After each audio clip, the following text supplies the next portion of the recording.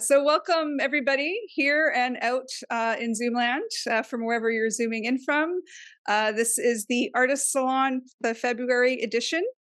If you are new to the Artist Salon, it is a semi-monthly series that we run the last Wednesday of each month, featuring different artists and curators and art professionals as a means to educate and support our local artist community.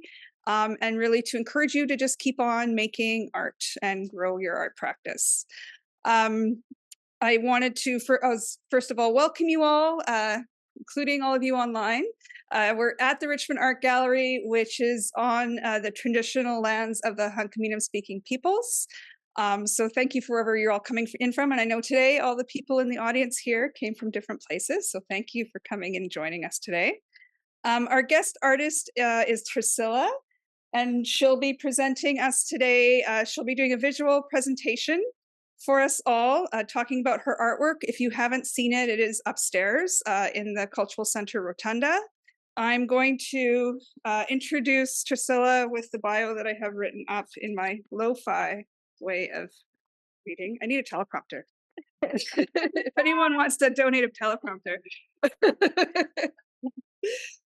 So I'll quickly introduce her with her bio and then I'll let her take it away. No problem. So Tarcila is a mixed Afro-Indigenous Brazilian visual artist and educator whose journey in art began in the Gueto district of Rio de Janeiro, where creativity became a way to navigate the challenges of growing up in a marginalized community.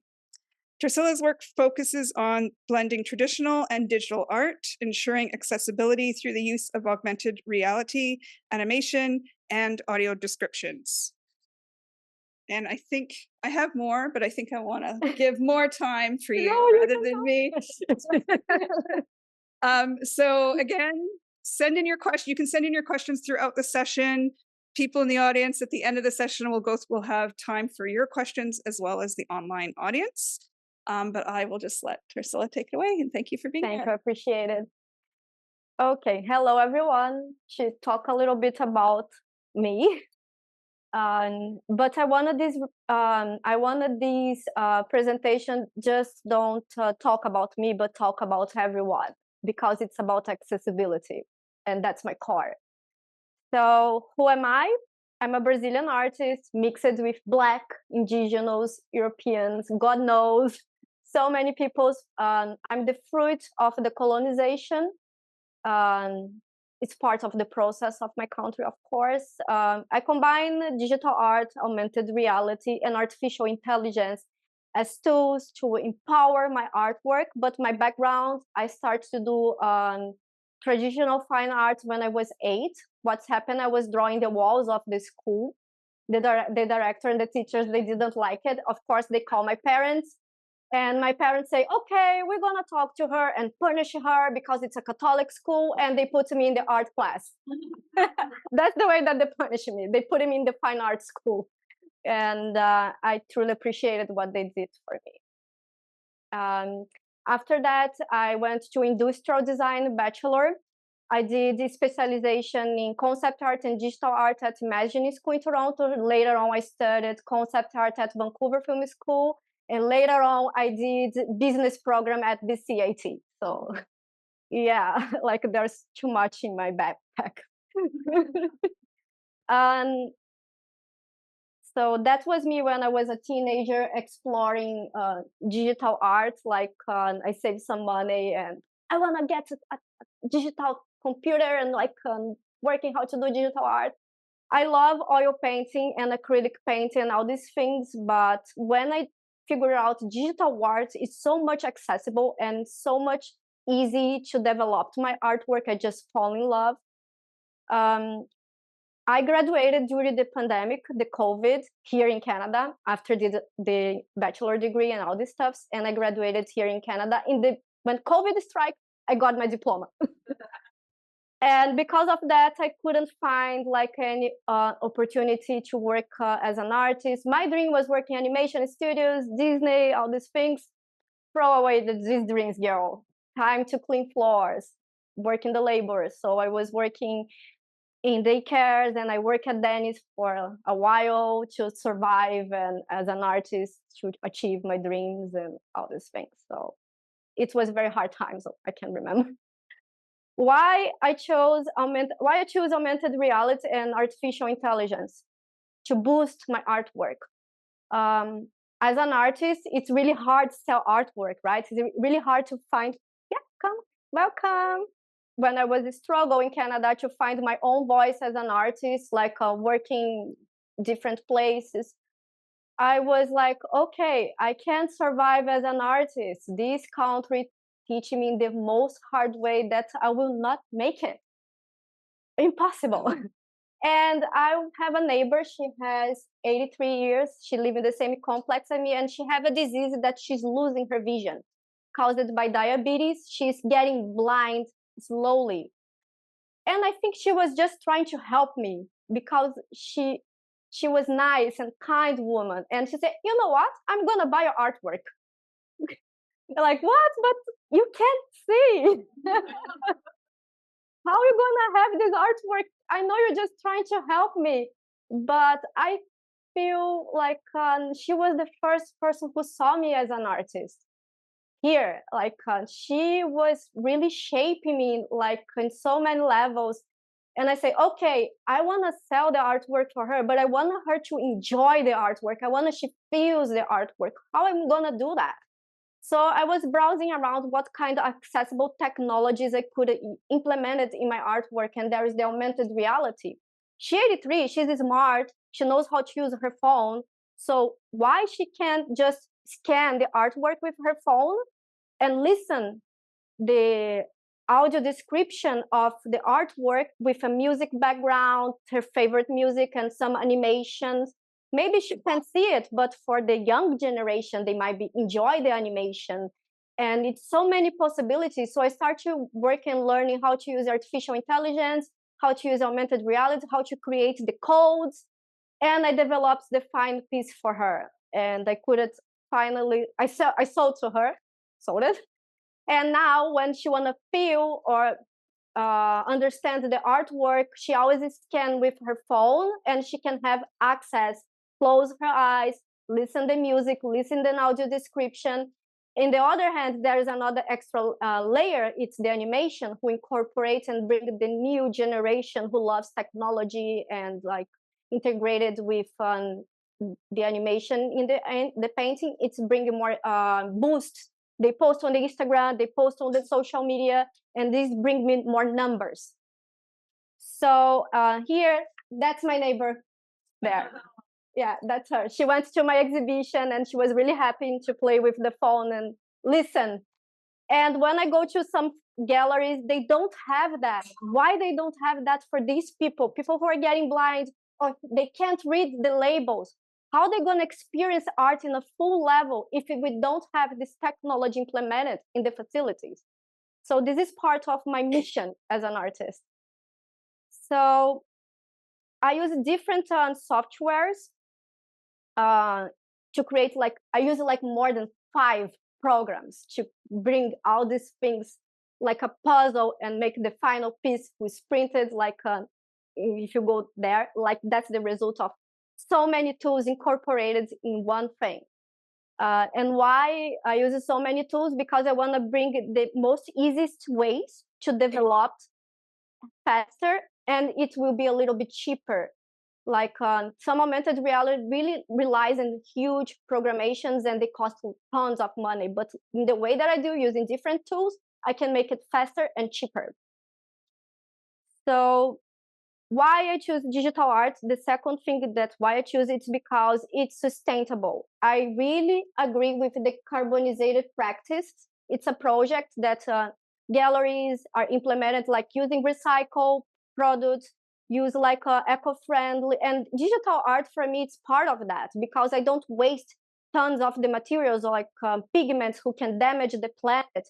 I just need to print them in a good high quality paper who can be recycled if I want it, and I select the artworks that should be sold and should be in exhibition and should be in a public installation. Like that, I think it's better. I don't pollute the world with more stuff. I choose very wisely what I want to create it and why and how and for who. That's the part of my vision as an artist. Galleries, events, they put so much effort to create grants. And me as an artist, I should be like water, understand what they're writing down and adapt myself and bring good quality artwork for them. So I never think about myself. I think about what I can bring for that community, what I can bring for that gallery who is writing the grants. And I can always modify my artwork and bring to them quality. So there are some links later on I can share with everyone, and they can read in the articles, like how can make art markets and the environment can be green. I think this is so important, like with the global warming, like how we can make more eco-friendly. So that's the tools. I'm going each one of them. I used the first artificial intelligence that I learned was Stable Diffusion. It's free, but it's so hard to learn, and you require like computers who have like a video plaque, super heavy ones. Like I remember that I was learning how to do the programmation, and my friend said, you need to buy a powerful video plaque for that thing. And I spent like tons of money, like, okay, it's free, but the equipment, it's expensive. So later on, I met Midjourney, and it's a powerful tool, it's cheap and easy to teach anyone who wants to create like art reference with artificial intelligence. Midjourney for me is the best tool for sure. Also, I use Procreate to create my own artwork because Procreate brings me the sensation of oil painting, watercolor when I'm drawing. It's so accurate. I use Photoshop, I use Corel, I use other programs. Nothing is comparing like Procreate. I feel like I come back when I was a child doing acrylic and oil paint. Like, oh, it's the same sensation. When I blend the colors, it's the same feeling of working with real painting. So that's why I choose Procreate. It's cheap. You just pay $29 and that's it. It's not like Adobe Photoshop or Adobe Pack that you spend $30 per month. It's super expensive. And I use Adobe Aero for the augmented reality. It's a free tool.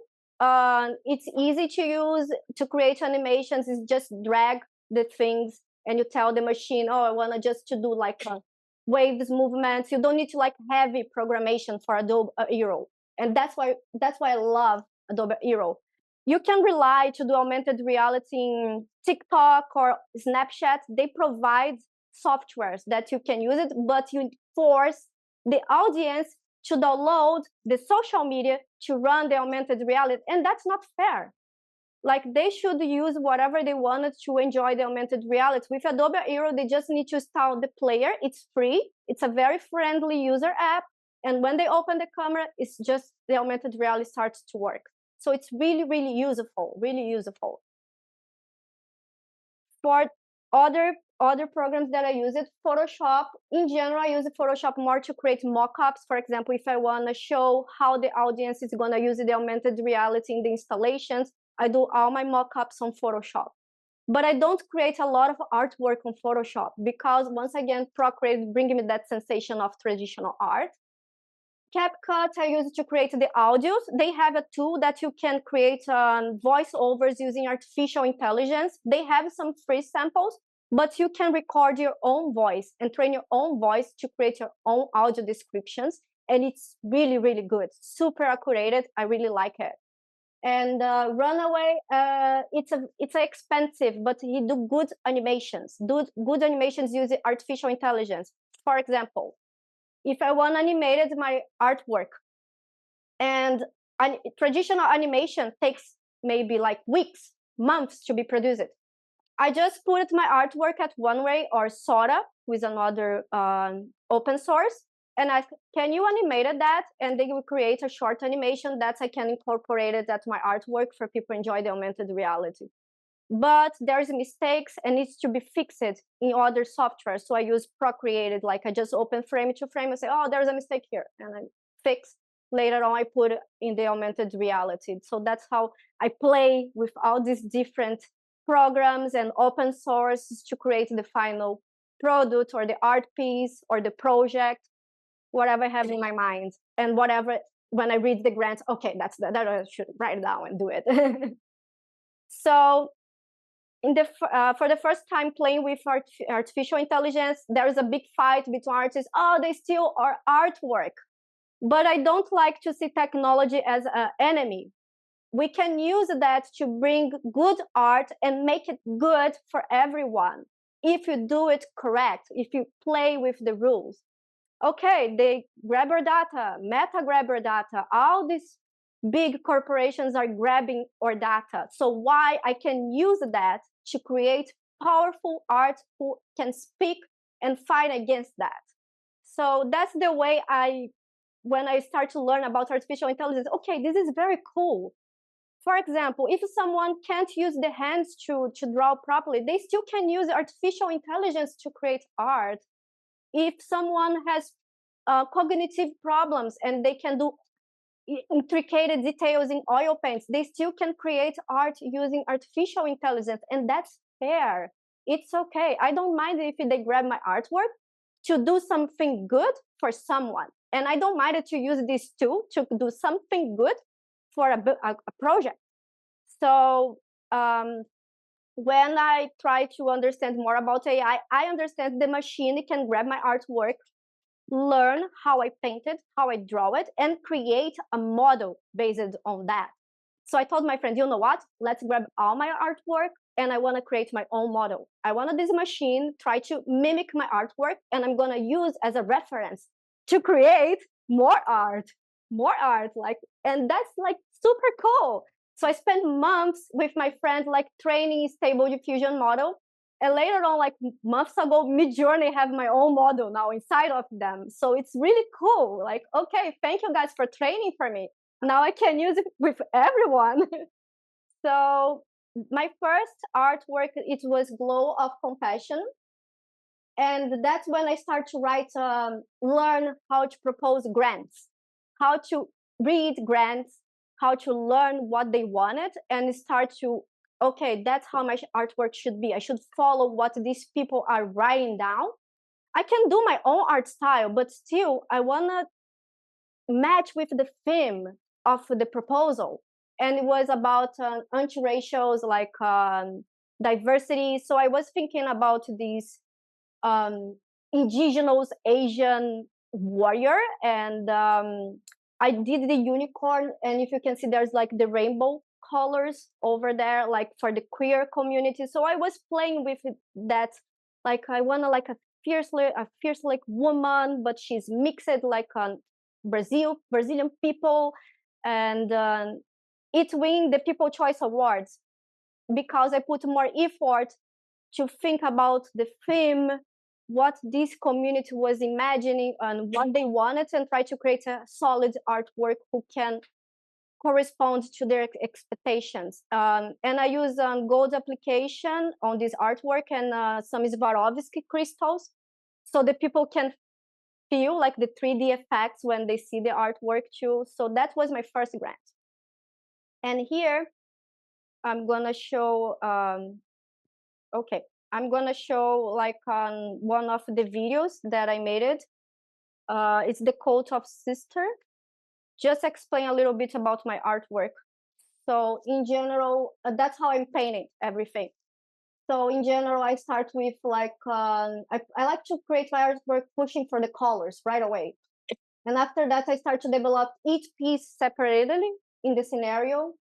And I like to flip my artwork to save more time sometimes. But that's how I do my painting process. And this piece was in the exhibition too.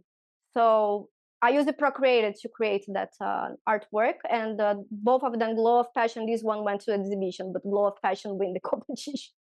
So Harmony on Veil was my second grant, and it was a sculpture, and I never made a sculpture in my life.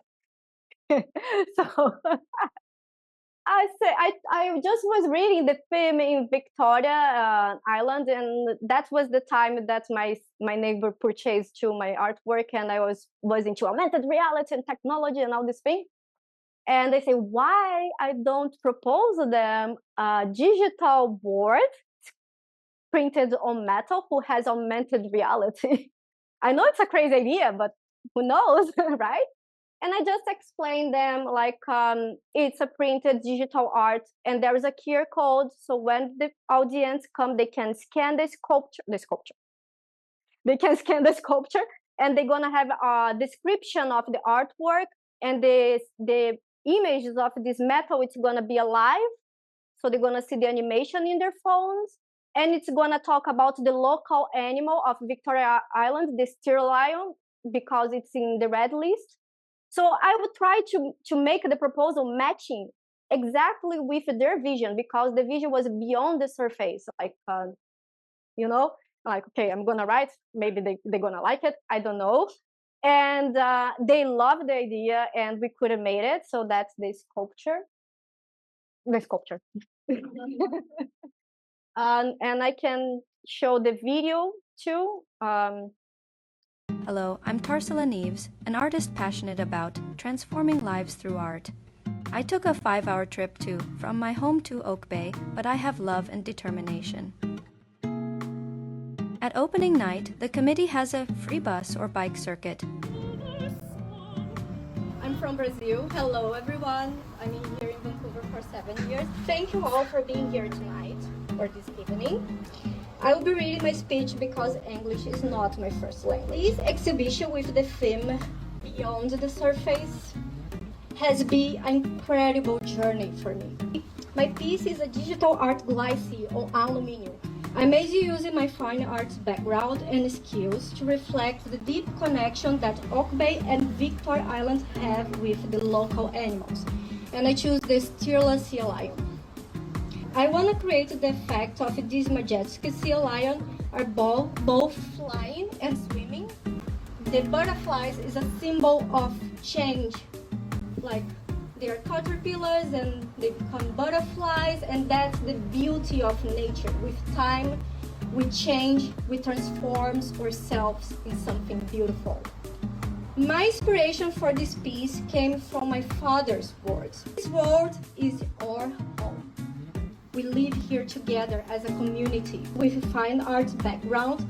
My main pillars are social justice, advocacy and protection of the nature, and creating inclusive, immersive art experience. If you scan this QR code, you're gonna have an art description for the ones who are losing the vision. They can listen the art. Choose the digital art for this piece because it's aligned with my ideas of sustainability, addressing my personal challenges.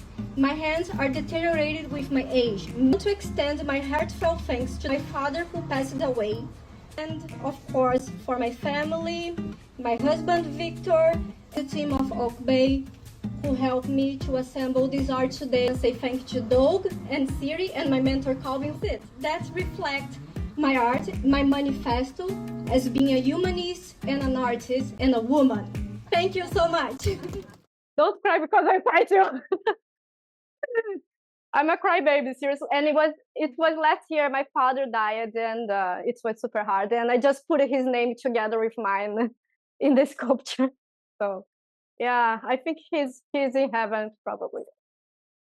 Please don't cry. I'm gonna cry too. Okay, focus. Okay, so that was the Oak Bay project. It was really nice, super challenging because I need to carry this thing from Burnaby to Victoria. And that neighbor, City, this neighbor, she and Doug, they both drive me to Victoria with the things in the car. We get there to install everything. It was crazy. But they're amazing neighbors. So let's talk about my second grant. It was a mural in Surrey. It was like for a festival. And this time I made it different. I wanted the community to choose the artwork for the project. So I studied about what they really wanted. They wanted something more simple shapes, like doodles.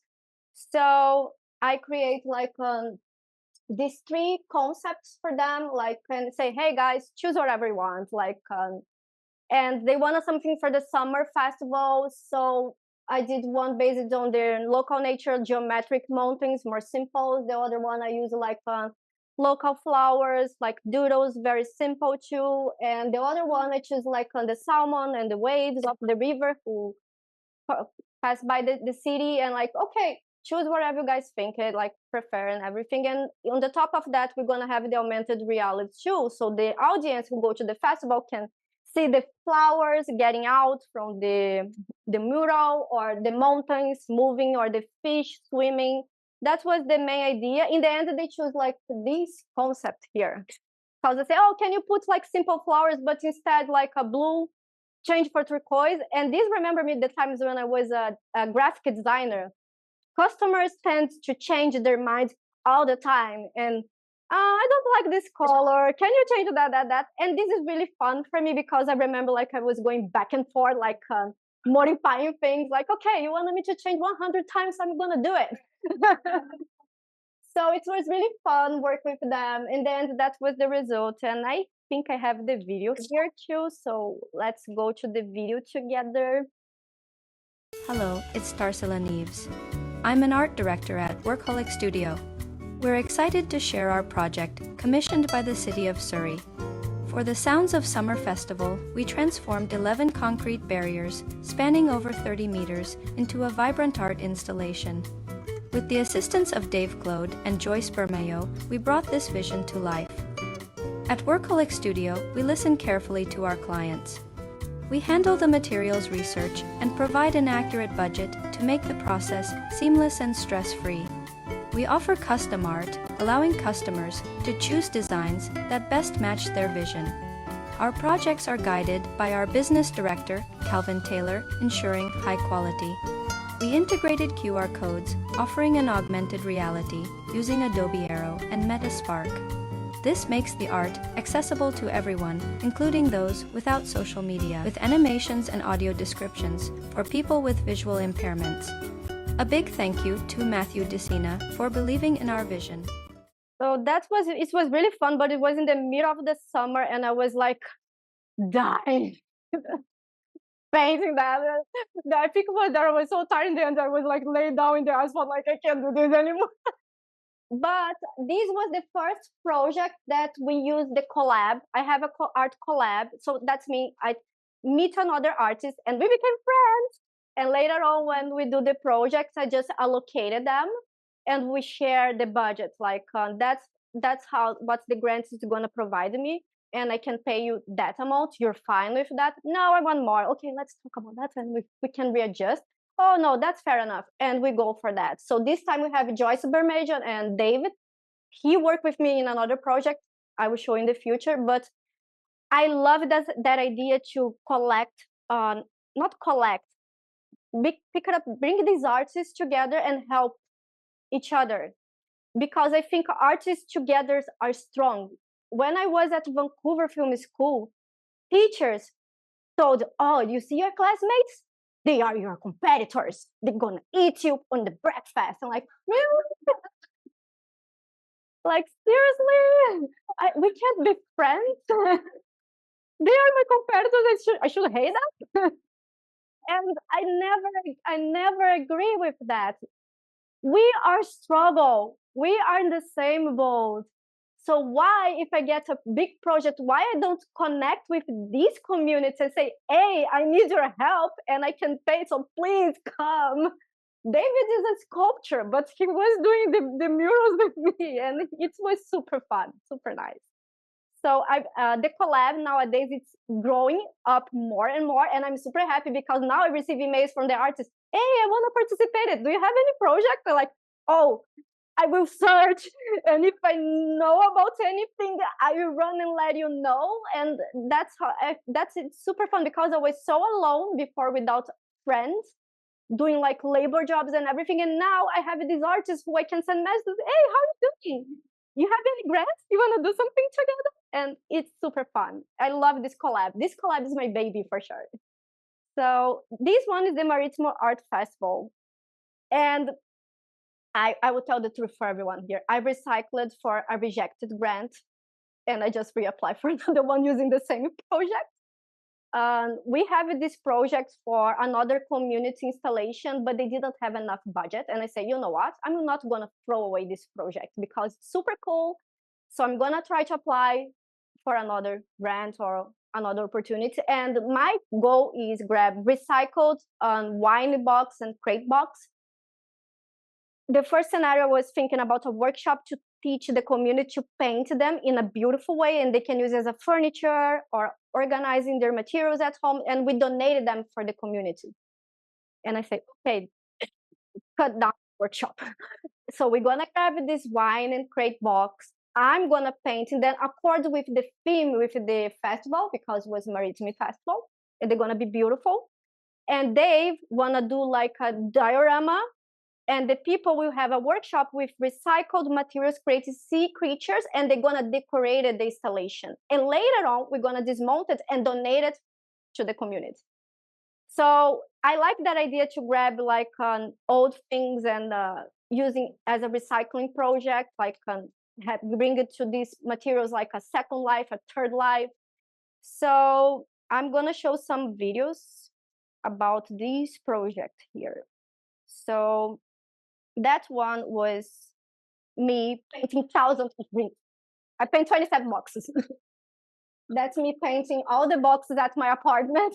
I was crazy, collect them through the city. I grabbed 27 boxes. My husband was insane. Tarcila, how many boxes you gonna get it? And I was painting them at home according with the theme, like waves, and that was the result, like chaos in my balcony. So I was using Posca and acrylic paints who I got on the thrift store. The acrylic paints are from thrift store. So the Poscas I got at new ones.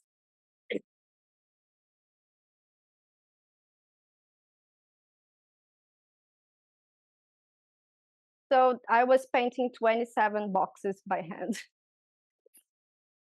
27 boxes and my husband freaking out. Our artist Tarcila Neves and Dave Claude is assembling an that's art the installation that we start in working the Richmond boxes. combining light projectors and augmented reality for an And I put immersive some lights vision too. experience. Audiences can participate by adding elements to the structure using palettes. We will also offer art craft workshops. We're excited to share this work in progress with everyone in Richmond City. And later on, that was the festival. It was extremely busy, but we have so much. I think there is no art on that one, but I can talk about the project. That is the Maritime Festival. It happens every year on August, and it's beautiful, super busy. And that was in the corner was our station, and I bring it again, Joyce, to help me and David. So I painted the box, and David made the installation. And in the end of the installation, David decided to make like that, so people can really organize it, all the art projects there. And it was super heavy, super heavy.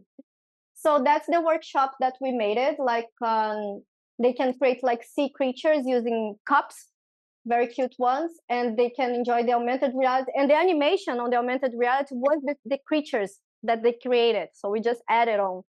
And that was the final installation. Like they can see the fish, and the kids come and decorated them. They feel very proud because they're part of the installation. Oh, look, my artwork, it's in the sculpture. And after that, we dismounted and we donated all the boxes for free to the community. Like you take them, like this girl grabbed the entire shelf. She just run and sign her name in the shelf, like that's mine. Like, okay. So it was a very good project, actually. It was fun because I like the part that we donated them. If you can see here, that's the crafts that they're made in. And that's always all the boxes done. The community proud to be part of the installation. For them, when they finish and they assemble on the sculpture, on the installation, they bring their parents like, look, I'm an artist too. Yes, because you're part of the project. And I think that's the way that we should create art, with community engagement. Like people build things together, and that's the final piece should be their voices, not my voice, not other artists' voice, their community voice. So later on, teachers, I love teachers. Teachers from the Richmond School District, they grab most of the boxes and they put it in the indigenous school. So they use them for the kids do the same concept. They use them as an art installation too. And I love that. I love that. Like, okay, I love these teachers. They fight for the boxes. They fight it. So this one was Death, Grief, and Loss exhibition. And it was weird because my father died in that same year. And like, I'm gonna apply for that one because it's about my feelings, about lost my father. And I say, you know what? These exhibitions are so tiny. It's at Century Center. I don't know if it's worth it for me, like apply. Big mistake. The small ones are the best ones. They are the best ones because they gathered together all these artists to talk about grief, death, and loss, and everyone later on was crying and hug each other, like talking about good memories. And I put the paintings there with the augmented reality as well. When I try to explain to the space, like, I need you guys to put the skier coat. Why? Why you want to put this? Just put the QR codes. It's for people who can't see properly. They didn't understand. And it's really hard for me sometimes explain what is augmented reality, what it's made it for. And I told them, listen, these QR codes, people can use their phones, they can listen to audio, they can see animation. This is important. It's about accessibility for these people. Some people can't read labels. Even children, I teach children, sometimes they have deficit of attention. They can't finish the reading and they can't learn. If you find another ways to teach people, we can use this kind of technology, for example. And they say, okay, fine, we're gonna put the QR code. They didn't care at all. And later on, when the audience went to the corridor and start to use like, oh my God, this is so cool. I never think we can make art in that way. And they saw the canvas and say, where is the original artwork? Because it's printed. And I say, it's in my phone. It's there, like it's digital, but doesn't mean it's not art. It's still art. So that was the animations. When the people scan the artwork, they see like modern nature with vines and flowers and sparkling bloom. And Styx River Madonna was more like the water is moving, some sparklings. And because it was about grief, death, and die, I chose modern nature because I see woman as a source of life. Like everything comes from us. So women are so powerful. They're they bring life, right? So, and I try to use that piece to talk about life and death. And I use the Styx River Madonna. Styx in the mythology, it's the river that the death souls goes through to the underworld. And I just use these red tones, and there's some corpse in the lake, but it's to talk about how these souls goes through this river. And once again, the women as the pillar, the source of life, and death's going like a circle. And I told Calvin, like, you know what? I think Styx River Madonna is too bloody, and it's not a good piece. And it was the one who was sold on the gallery, like I was so surprised, and that's city she went to because she loves art. So she every time she have opportunity to enjoy and listen, she goes. So now we're gonna talk about the Black History Month exhibition. This one was chaotic because I just have 3 pieces. I applied 3 pieces for the Rotunda Gallery, and they called me and said, you know what? We love that idea of augmented reality. We love how you work, how you create your pieces, and can we do a solo show? And like I was in shock. Like, what? You want a solo show? Really? And it was super fast because I need to produce the other pieces, to get the solo show. And they asked me, like, can you do 7? So I was doing my math because I'm not good on math. Okay, I need to do more 4. So I just was running to create the pieces. And for these ones, like the augmented reality theme, it should match with what the gallery me. So when you scan the artwork, it's talk about the Black slavery road. It's talk about how they explored the nature, how the colonization damaged Africa in so many levels, the lithium section. So I did a deep study about like how they exploit the African people. Like, okay, I want to tell history. I want to people go to that exhibition, kids, and they learn about African history, about slavery, trade routes, and about colonization. So I put that in the augmented reality. So when they scan, they can see the map of Africa. Where are the extractions roads are getting out from the ports to Europe or to USA? We talk about that. We talk about how the women's and the queer community suffering. Each piece tells a history, and you can learn, listen, instead just reading labels. And this is important. Like art galleries, it's not just about showcase beautiful artwork, but it's to teach us about history, about past, and visions for future. That's what I believe art galleries should do. It's a talk. When I was a child, we have school trips to the gallery to learn. Nowadays, we have these things about beautiful installations, more visual, but what about what we're teaching these people? That's very important too. So when I was reading the proposal, I knew exactly what I should do. I need to write this history of the Black slavery for the Black Month history. And I will do with strong pieces and augmented reality and accessibility. So that was the pieces, and that's my apartment again, and my husband freaked out in the background probably. Gold leaves and metal leaves everywhere. Like, can you imagine in vacuum that later on? So why people ask me why I use metal leaves or gold leaves, and Brazil was colonized because of the gold. That's what happened there.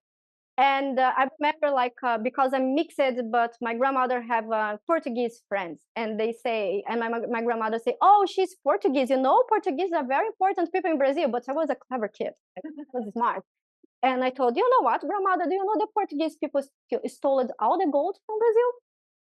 They steal the gold from Brazil. And my grandmother, don't say that in front of my friend. Like, but I was a child, and I was so like this thing of the gold. You go into the church, you see tons of gold. The Catholic church. You going to I went to Spain. I see so much gold everywhere. Like, okay, I'm a porn artist. What I should reclaim this gold from Brazil? And I say I'm gonna use gold leaf.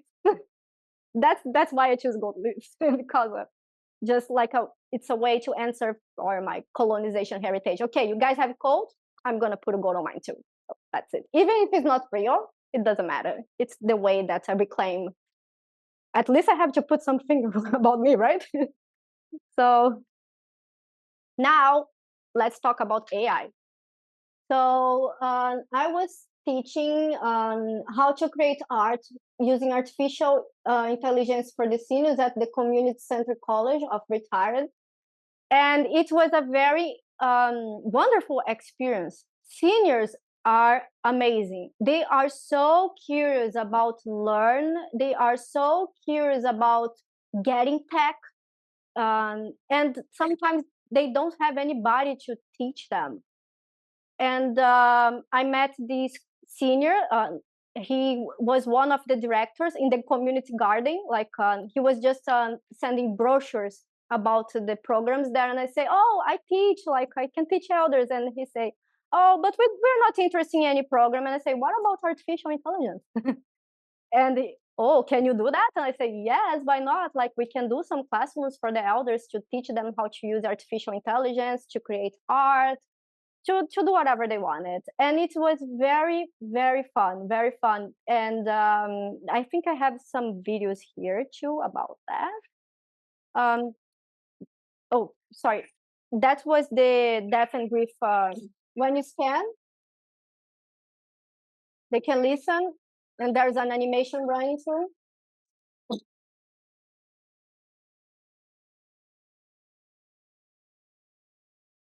And let's go now to the elders. Give me crazy reference. I asked you to do a cat unicorn in a spaceship with galaxy background. Because I want to test like creativity, like boost the creativity for that. And spaceship. So you can go crazy and ask things that people don't do in general, and the machine will try to grab all these ideas and create something. So let's create a cat unicorn. That was the cat. Oh, sorry. That was the cat, like in the spaceship. It's just to boost their imagination. They can grab this reference and do a acrylic painting or sketch, whatever they want to do, but have some fun creating art.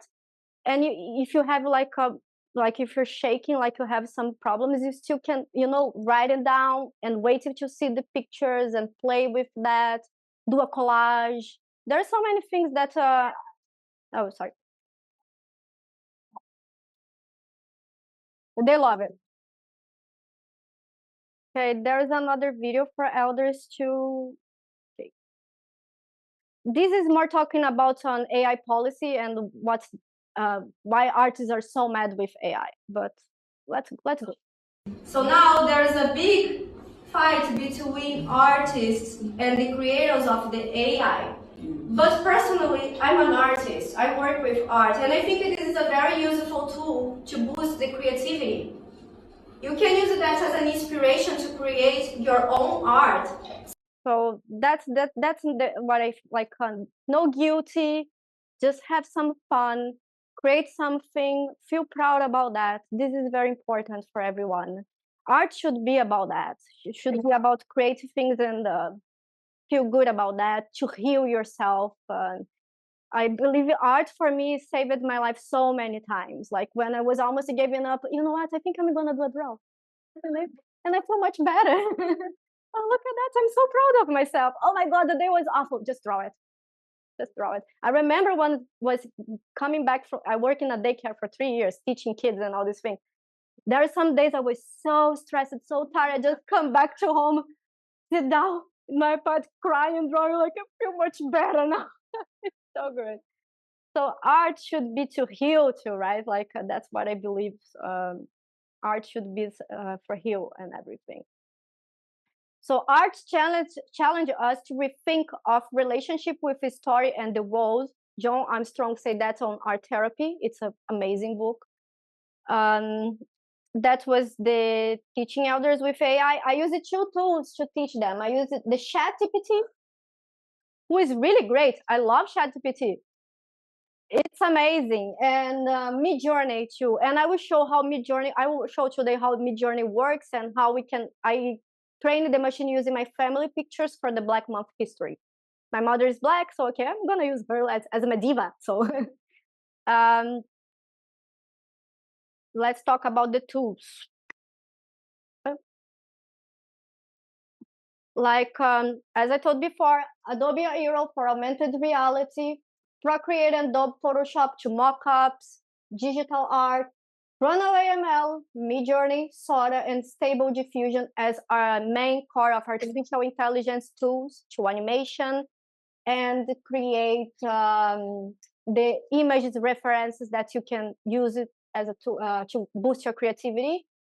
CapCut for audio and editing visual effects, and I use the CapCut to edit the animations too for the augmented reality. I can like later on do a file with all the programs and the list with the links because some people take pictures. So and Adobe Firefly. Why I use Adobe Firefly? Some pictures made by AI, they have a huge low resolution. So Adobe Firefly, it's a tool who can increase the quality of this image and add more colors, fill it up the pixels. So you can like do like a huge picture using AI nowadays because of Adobe Firefly. It's a really good tool for sure. And that's it, I think. We can go for questions and answers, and I'm going like show Midjourney program and how I'm using them to create like artificial intelligence. That's it. So thank you so much. So we're short time, but I'll try my best. So I don't know if we had any questions. Oh. I don't see any questions online, but if anybody had any questions here, I can pass the microphone to you. Hold on. Yes. Yeah, I can hear you. Oh, okay. Okay, so thank you very much for the presentation. It's very informative. And just a question about your digital work. So I'm just wondering, where do you go to print out your digital work? And what kind of like a paper do you use? And do you have like a favorite like a print house to go to and with a reasonable price or whatever? Yeah, thank you. It's really hard to find a reasonable price nowadays. It's really hard. I did with an art lab before, but it's extremely expensive and I use Barita paper. But yeah, it's super expensive. But it's like, yeah, Opus. Okay, this one was at art lab. It's a Barita paper made of 100% cotton, and these colors is never gonna fade, never, ever, ever. Like even with oil paint or acrylic paint, the colors fades, but when I print on Glycy, like Barita paper, it's gonna stay forever. And I really like that because if a person is an art collector, they can preserve the artwork for a long, long time. Also, there's like Opus. They have a better price, and they have the Barita paper of the house. It's a little, the quality is not like exactly like this one, but I think it was 1 to 10. I give a number 7 to them. It's okay. For an art collector, maybe no, but for someone who wants just to buy something and hang in their house, I think it should be fine. So I encourage you to talk with Opus. Opus in downtown, yeah. They have a print lab there. It's super good, and they're super fast. Some of the pieces in this exhibition was printed at Opus. So if you're going to the art lab, just think twice because it's gonna make your art become more expensive. The quality is amazing, amazing. I would rather have. Yeah. I want you to use the quality Mm-hmm. Yes. Any more questions? Any more questions? I'm just going to have a quick peek online. But nothing there. Yep. Any other? You have? Okay. Yeah. Thank you. It was a really amazing presentation, and I really liked how you approach like your own painting and then train it as a model for the AI generation of images. That was crazy. Yeah. Bunch of friends who are artists, they say you're crazy to do that. Like, yeah, you give your artwork to train. I'm like, yeah, I'm doing it.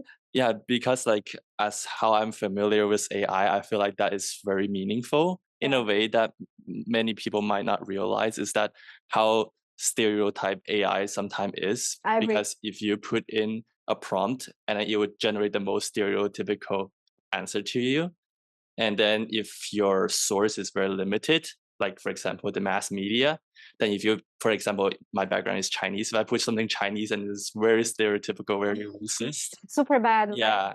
So that's why I feel like it's very meaningful that you're doing a way that you input the information for them to learn from your perspective. And I think that is very crucial for the future users or the AI users. When I decided to move forward and training my own model, some of friends of artists, they stopped to talk with me. It was pretty sad. I lost a lot of friends. But I'm so curious about everything. I just want to learn non-stop. And I say, you know what? It depends of my brain. If you don't know nothing about art and you try to create a prompt, it's gonna be, it's not art. There's no soul. But when I put my feelings, when I put my background, when I put my heritage, When I put the theme accord with whatever they wanted me to do, it's art because it's about feelings, emotions. Since I was studying the great masters like oil painting, surrealism, expressionism, so many art, modern art, you can create something meaningful. Yeah. Yes, yes, and add on to your point, I think it is because there's just this thought that AI is very simple, and then like Yeah. all the things you see people made with AI is just like It's ugly. yeah, because you have to have like that constant training process you mentioned, and also those little touches that you do behind the scene that people don't realize how much you have to do. And because there's so many glitches and noise in just regular prompt that you have to tweak, and then you have to do all the post processing. And I feel like it's just like how digital art are introduced or photography are introduced in the past, and people didn't recognize them as art, and now it's like becoming one of the medium that artists use, and now it's like a new tool. And I think It's true, exactly. And, yes, AI never creates the same artwork because what AI do, they train our images, they transform in particles like we call chaos. Yeah. And when you do the prompt, the image grab all this information, try to rebuild again. And that's the result. But who is going to do the final decision is the artist. Who is going to retouch or do a collage or do whatever they want to do is the artist. Can you tell someone who do collage is not art because you grab images from others and you glue, right? And it's not art? Of course not. It is. This person was thinking about the final composition, and that's really meaningful. It should be respected. Yeah. Yeah. Thank you. Thank you. Yeah. More questions? Yes? Hi, my name is Brianna. Hi, Brianna. It's not really a question, more of just a comment. I was just passing with my aunt to go get a book from the library, and we just stopped in by chance. I just graduated from the fashion marketing program, and I work in textile manufacturing, but I did exhibits for my school project. I love interior design. I love fashion design. I love my own collages. I throw paint around, do whatever, just on my own. But it's really inspiring to hear you talk about how you take proposals and look at them very in depth. Yeah. And my brain goes immediately to the marketing, branding, you as a person trying to sell yourself and your artwork and your thought process in the exhibit is really inspiring to see that you take that very seriously and combine that with your touch of inspiration from their prompts, because that's what I do in marketing. So to see that in that artist way is so exciting to hear. It's really hard that's for artists, it's so hard. It's so hard. It's an extra level of intention, but I think that makes it clearly very impactful. And for me to be so moved from like a casual, just walked in by chance is really amazing. This is the business school. Business changed my mind. First, I was It's like psychology, like okay, I'm just have the artistic vision. Now I have the businesswoman vision. Yeah. Yeah. Like, and I need to say thank you for calling my manager. Wow. He's amazing. Wow. He was the guy behind of the background that say, "Hey, Tarcila, let me read your proposal. Yeah. Good, good." So I'm learning every day. Yes. I'm learning every day. But when I understand how marketing works, how business work, now I can step away of my art, the Lulu, whatever, like my dreams about art, and think wisely. Okay, this community wanted that, so I'm gonna write like that. Yeah. These people want it like that, I'm gonna write like that. Yeah. Hey, Calvin, can you double check? And he helps, of course. But how impactful it is, you can really see the impact, and I think that's really amazing to see. It changed my life. It 100%, and I can see it, and I can feel it, and I just wanted to say thank you for sharing that. No and it's a really important side of it that should be talked about. If I have time, I would love to share more. 100%. I'll be here. We can talk. Yeah. Thank you. So, more questions? Another one? There is? There is? Okay. Sorry, I just have to go down my screen a bit. Could you recommend a program for beginners to start learning digital art? Okay, I'm a big fan. I'm team Procreated because Procreated, it's simple. It's super simple. I can even open my Procreated here. Choose my Procreated. Okay. Let me open the Procreated. That is the painting that I'm doing now using AI as a reference. Oh my God, traitor. So as you can see here, my battery is down, but I'm gonna show a little bit of the time-lapse replay so just everyone can understand it. But that's how I break down shapes in a very simple way in Procreated and do my painting. And this is an AI reference. I use my own model. And I would do some modifications in the shapes because I don't like these shapes. It's created by the machine. It doesn't mean anything for me. And I wanted something more meaningful. So I start to paint the eyes, as you can see here. And I want to draw these shapes like a butterfly, you know. This artwork is about transformation. It's very, very personal for me, very personal. It's about my transformation as an artist from the last year until now. That's why we have these duplicated eyes. And I want to do the butterfly because butterfly means change and, you know, caterpillar and all these things. So that's cool. And why I like Procreated, it's because this, the way that you can do the shadings, it's really smooth, it's really comfortable. So, and for me, because I have the carpal tunnel syndrome, so after some hours painting, it's really painful. It's very comfortable for me staying the iPad painted. I don't recommend anything else about, because this one is comfortable. It's copy exactly traditional painting. Procreated. I'm team Procreated. Great. Thank you. Yeah, sure. And you had a question, right? Yes? No? Okay. Share like you cover like the young ones and the old ones and the translation of the death, like how the death come and touch you and you feel and you show in the pain and other people can connect to that feeling. So it's amazing. Thank you. Oh, thank you very much. As I told before, I always put myself in the last position. For me, it was never ever about me. It's about the histories I can tell and share with others. Because one day I will go, I will die. I will die. And art is not for me. This, everything I'm creating, it's gonna stay for others.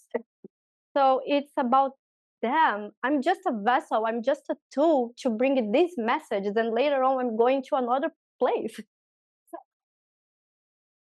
Thank you so much. Thank you. That's very kind of you. Thank you so much. Appreciate it.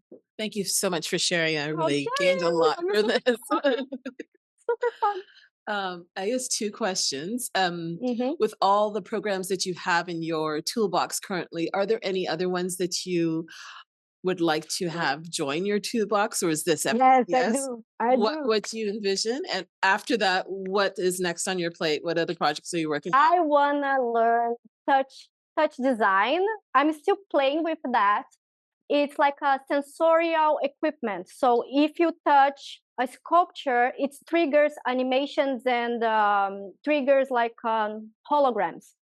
So I want to go through that. I'm still learning how to do touch design, but you can use like sensors like Make or Biotronic, and you literally connect these cables in the artwork, and if the person touched, in my vision, I want these holograms interact with the sculpture or whatever. I'm still learning, but I'm so hungry for that one. Super hungry. Like I want to do tomorrow if I can.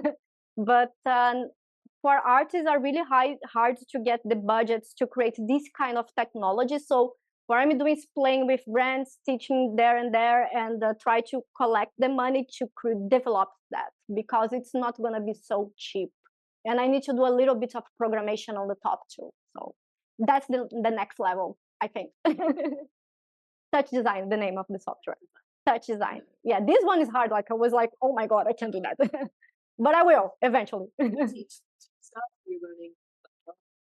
So remember when I told you like I like to talk with people and get it connected? I'm super addicted on that. So if I don't know something, I'm going to forums, I'm going to Facebook groups, I'm going everywhere. Hey, do you know that? Hey, you wanna be my friend? Can you teach me that? I don't know how to do it.